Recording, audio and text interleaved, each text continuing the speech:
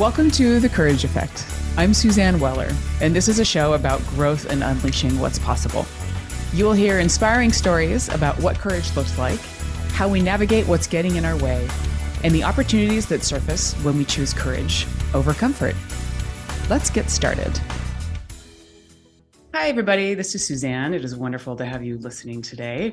I am joining in a conversation with somebody that I have done some work with in the past, and we share some passions around business transformation and change management, really looking at the way that businesses and people work and how can we improve it? How can we actually transform things for change in a positive way for individuals, organizations, and also for communities?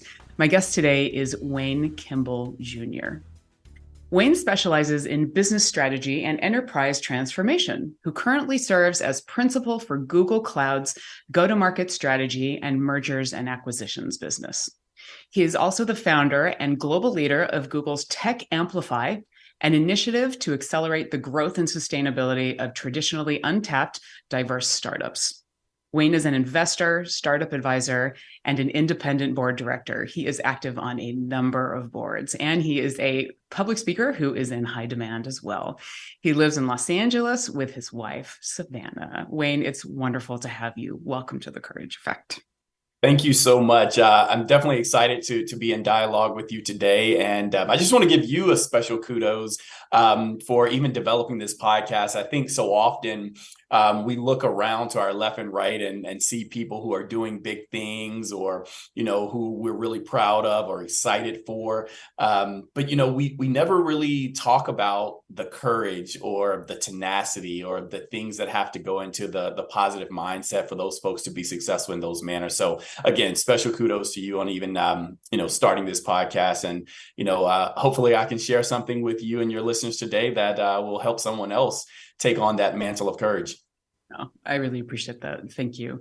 Well, and I know we've done some challenging work together. We've been in the thick of things, and that work also, it takes a daily dose of courage just to put yourself into the mix and to have some patience at the same time as you're helping other people to navigate those, a courageous path as well.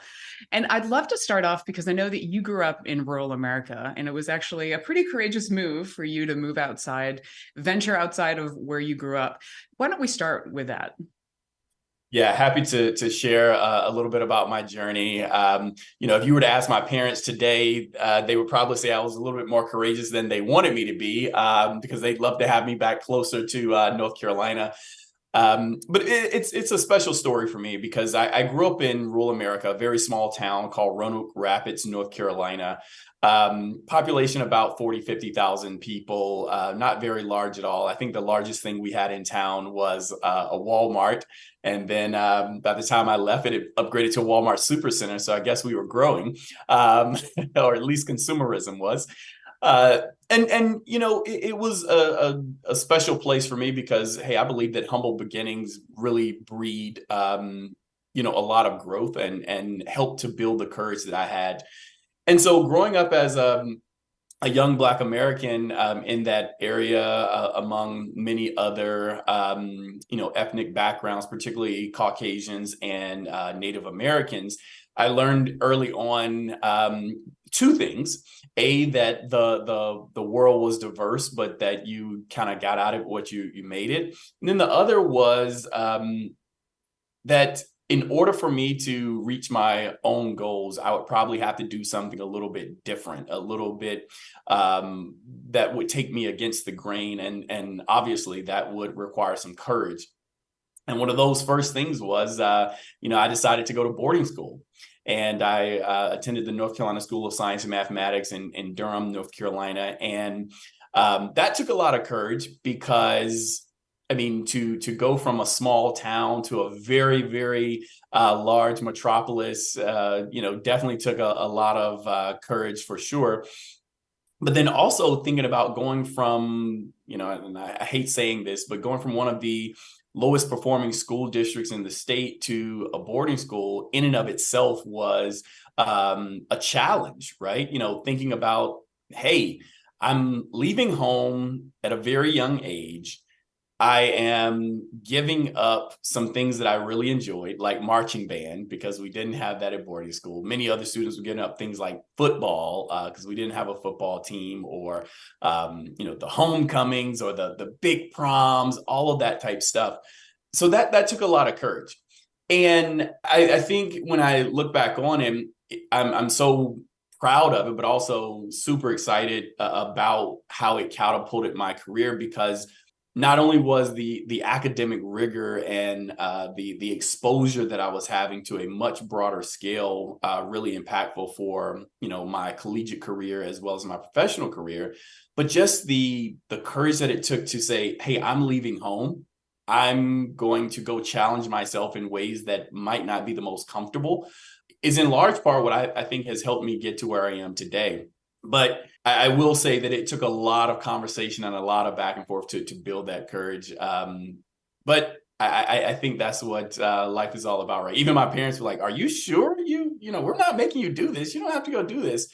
But again, it was a great foundation for where I am today. Do you remember what sparked it? How the school even got on your radar?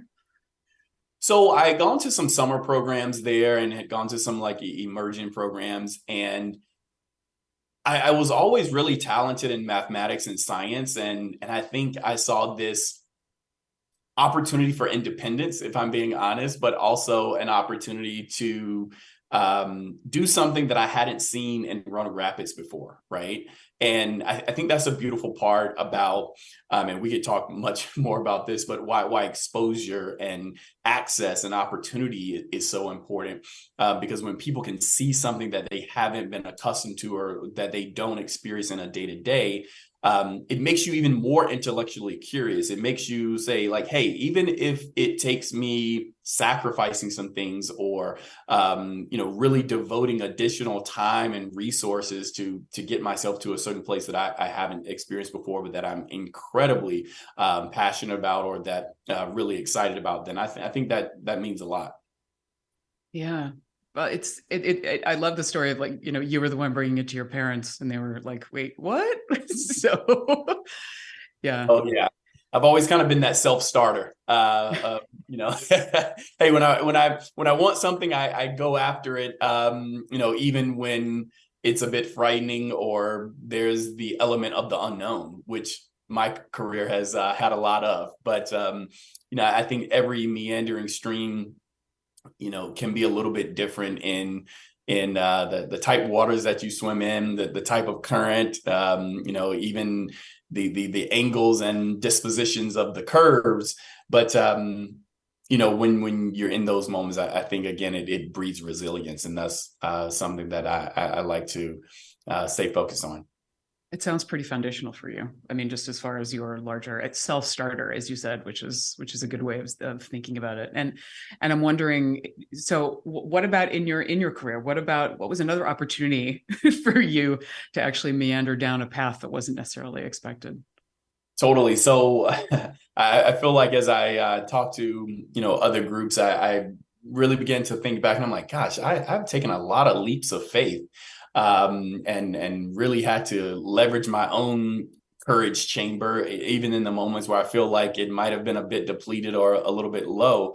But after I graduated from boarding school, I decided to go to college, study engineering, and I had my heart set on one school, and ended up going to another, but it ended up being the best last minute decision I ever made, which also took some courage.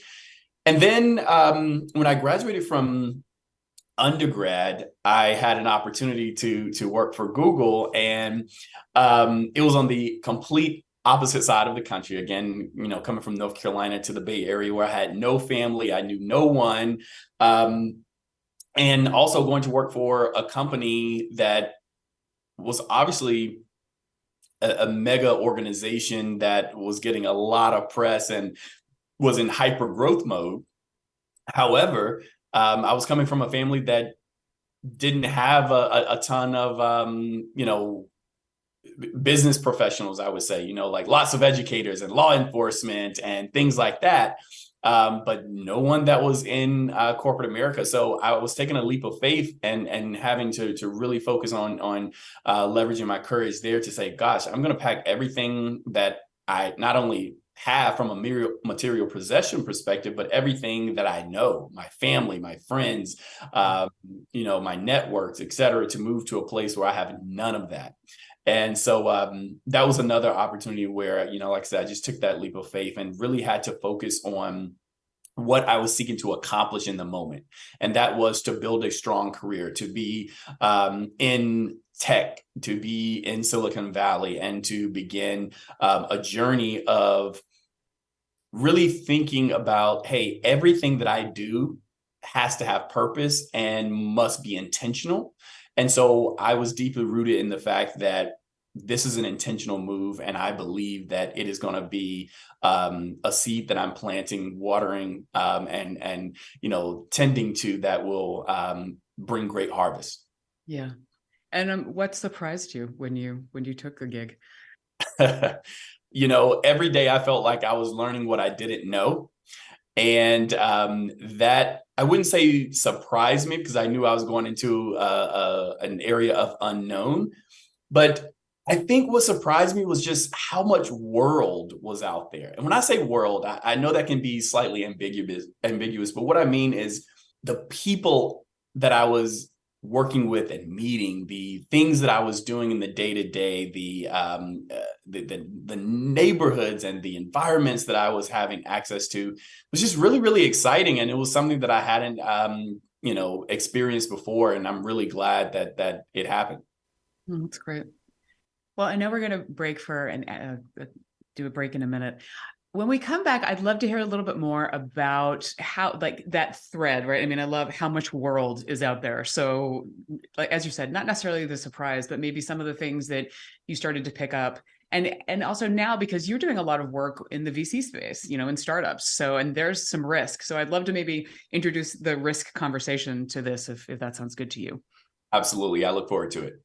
Fantastic. All right. This is Suzanne. You're listening to The Courage Effect. We will be right back.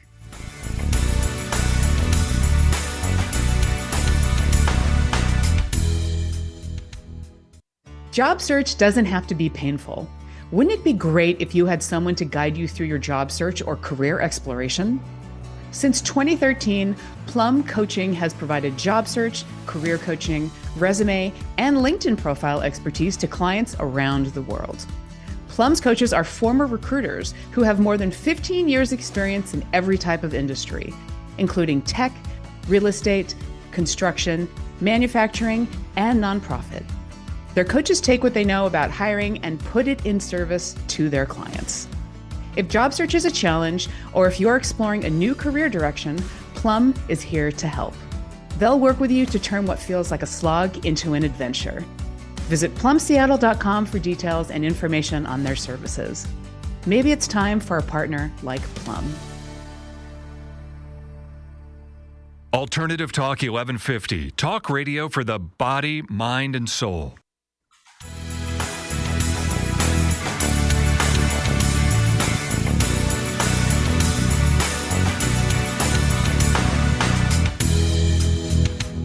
Welcome back to The Courage Effect. This is Suzanne Weller, and I am in conversation with Wayne Kimball Jr. We were talking about Wayne's journey from growing up in rural North Carolina to going to boarding school, to college, and then taking his first job at Google and moving to California. And Wayne, I'd love to hear a little bit more about when you started that career, when you were in that new world. When did you know that it was time for another change? Because I know that you've made some changes after that initial job. Absolutely. So yeah, during my first time at Google, I was learning a ton and was having a lot of fun in the work that I was doing. But I realized that I was probably a bit closer to process than I was to people.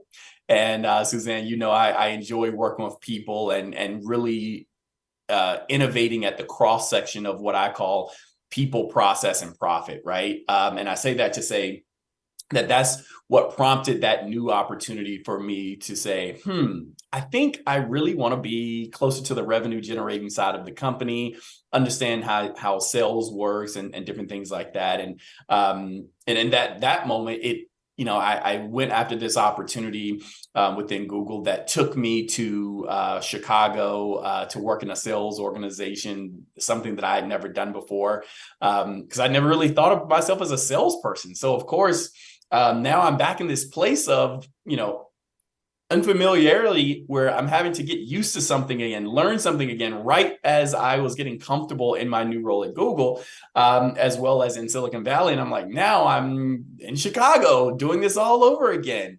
But again, it was an opportunity where I really had to dig deep to say, gosh, yeah, I'm a very social person, but I've never done sales before. Okay, well, how do I make this a process like the engineer that I am? I had to break it down into chunks and say, oh, okay, well, yeah, sales is still a process, right? Like you still have to do, X to get to Y, Y to get to Z.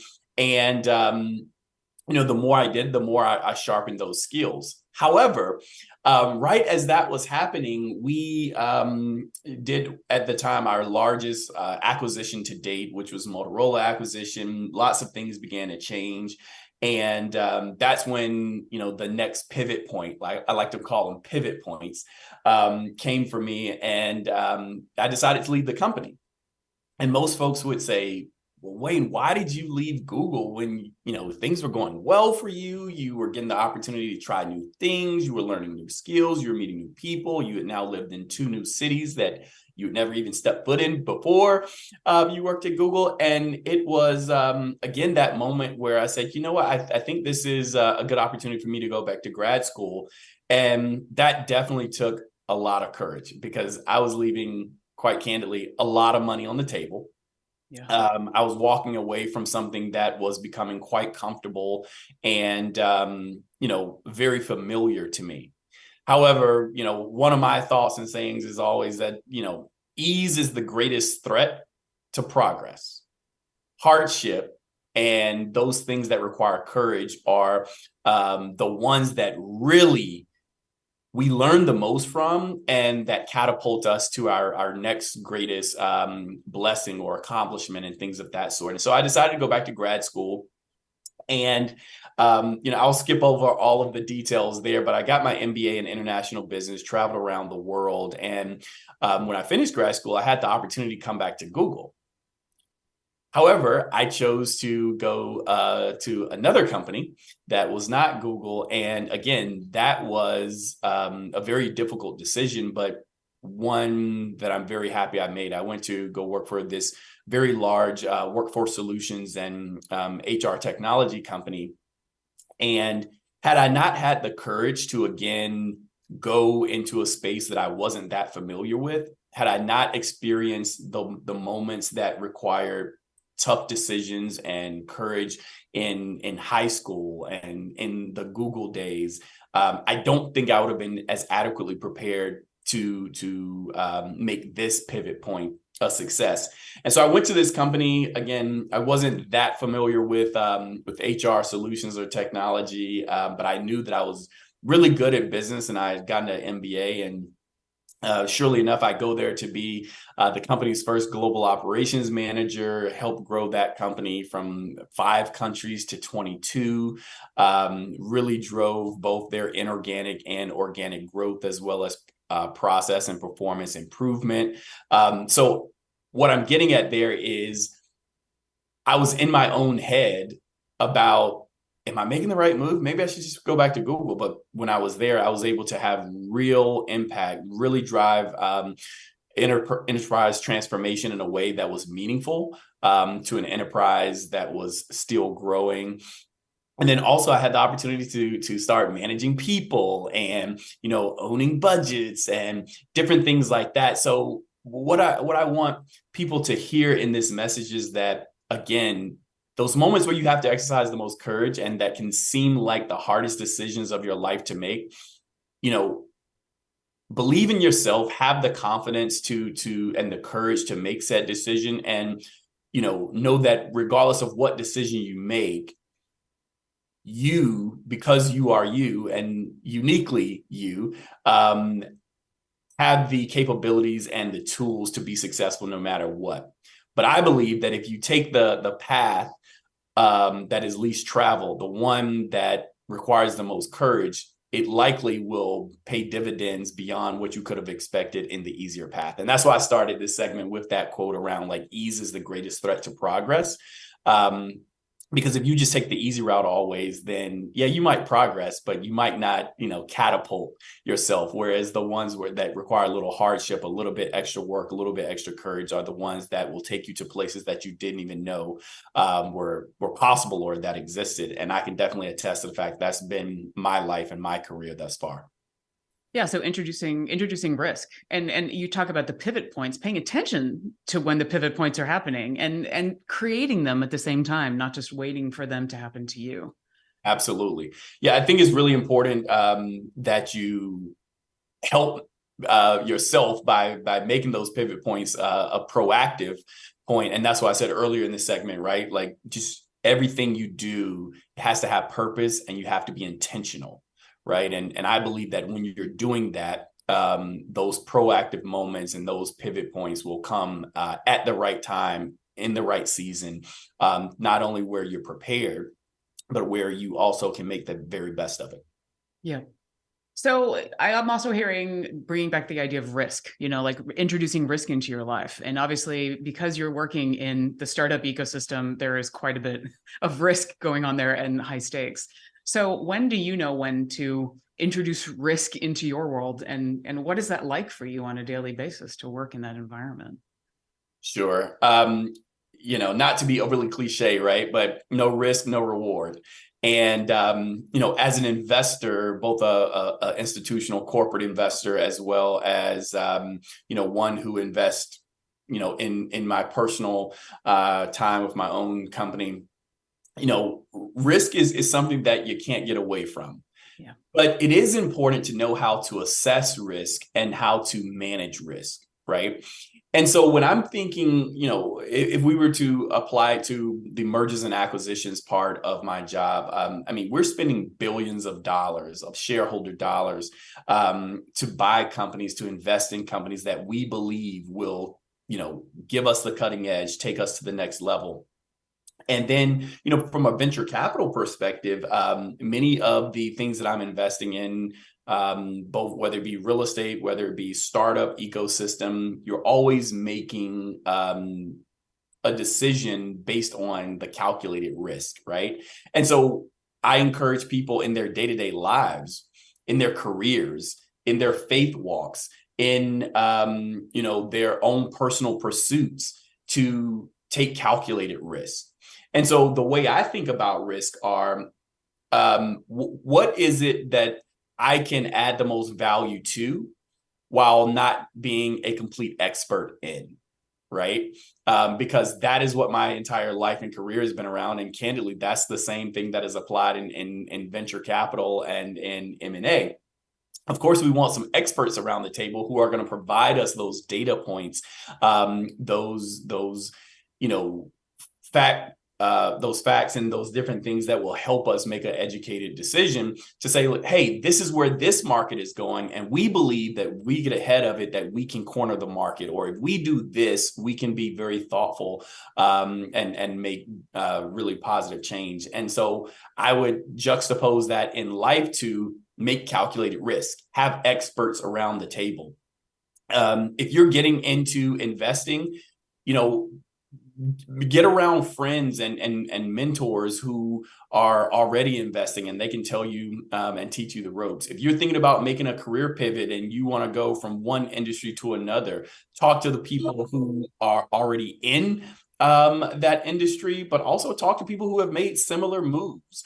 If you want to make a lifestyle change or, get into a certain type of diet, we could apply it to any part of life.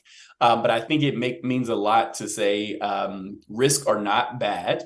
Risks actually have a lot of reward, but that you need to take calculated risk and that you need to have the right people in your circle to not only help you think through the risk, to provide experiential data points, but to also be there to support you once you make said risky decisions, right? I think, all of those things are really, really important. And I'm grateful that, I've been able to leverage courage to get me to where I am today, but I'm even more proud of the fact that the experience I've had in my life have helped me to take risky moves and make risky decisions while also impacting others in a positive way. Yeah, that's great. I mean, it's what I'm hearing is making friends with risk. Absolutely. You won't ever be able to get away from it. You won't ever be able to get away from it. But it's all about how you navigate risk. And I believe that as long as you typically in the world of, politics or corporate America, I would say, always navigate those type areas with integrity. So here I would say, navigate risk with a level of positivity and courage, and you'll be just fine. Yeah, that's great. Well, I know that we're getting towards the end. I want to share a couple of key points that I heard you talk about. So really talking about, taking risk and that leap of faith was really a springboard for you. Taking some chance at a young age and being intellectually curious was something that really helped you to be able to get out there and give you exposure and access to that larger world, how much world is truly out there and the experiences that it gives to you. Paying attention and creating pivot points at really important points in your career. And ease is the enemy of progress. So, when you're feeling too comfortable or things are too easy, maybe that's a time to pay attention and introduce a little bit of risk. So absolutely. That's something that I've always used as my personal barometer in my career. I say, Wayne, are you getting too comfortable? If the answer is yes, it's probably time for me to start moving on. I ask myself, am I still being challenged? And if the answer is no, then it's time for me to move on. And then the final one is, Wayne, are you still having fun? And if the answer is no, those are my 3 barometer questions. And, as we wrap up here, Suzanne, I just wanted to say again, thanks for allowing me to be on and to share a little bit of my story.